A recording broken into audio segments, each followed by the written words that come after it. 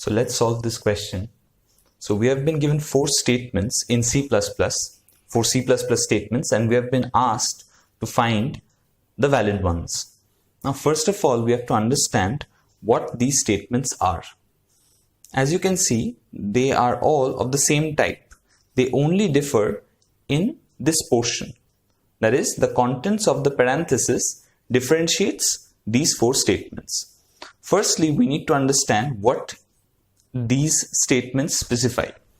Now, this statement, and I mean all these statements, are nothing but function prototypes.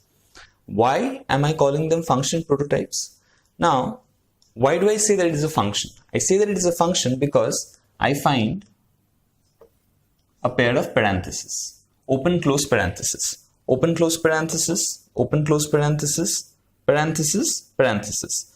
So seeing this pair of parentheses, I can conclude that these 4 statements are nothing but function prototypes.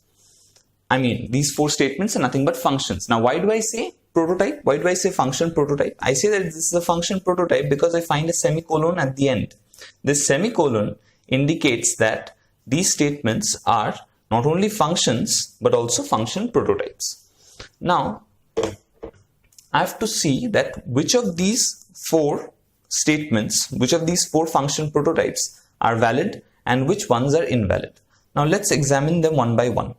The first statement shows us that this function mul will take in 3 arguments. And now we can see that 2 of these arguments have some values attached to them.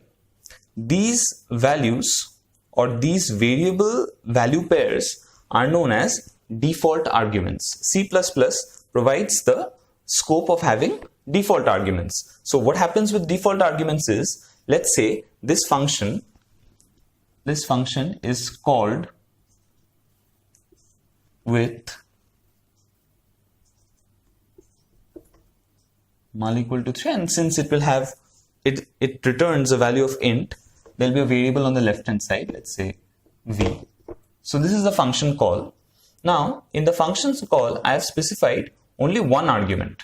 However, this function takes in 3 parameters or 3 arguments. So how can this function call work? This function call can work because of these 2 default arguments. These 2 default arguments will be substituted with a function call of this type. Let's say I have a function call like this.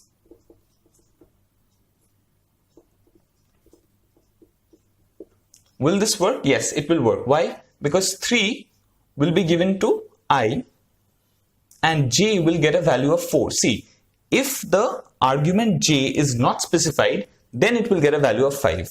If it is specified, then this 5 will be overwritten by 4.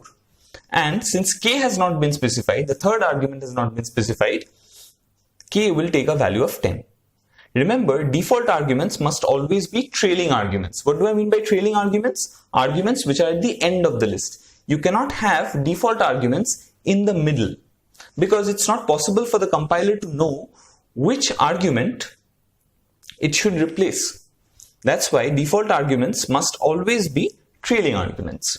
Now, since this function prototype satisfies all the conditions, we can say that this is a valid statement.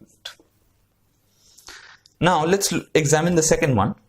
Here we have 2 arguments for mul. Now, we can see that it is the I variable takes a default value of 5 and then we have a j. But this, just as I mentioned right now, a couple of seconds back, that this is not possible. Why? Because this default argument must come at the end of the list. You cannot have it. You cannot have a default argument and then some arguments following it because the compiler wouldn't know which argument to replace. That's why this is not a valid C++ statement. Now the third one, the third one has a default argument at the beginning. That's fine. And then it has a normal argument. This is again a violation of the default arguments constraints. So this is not a valid statement. And what about the last one? See, the last one, specifies 3 default arguments. That means this is perfectly allowed. Why? Because I can have a function called like this. Say I have v equal to mul. Then what will happen? Then this function will be invoked with a value of 2 for I, 5 for j, and 10 for k. So this is also a valid C++ statement. Thank you.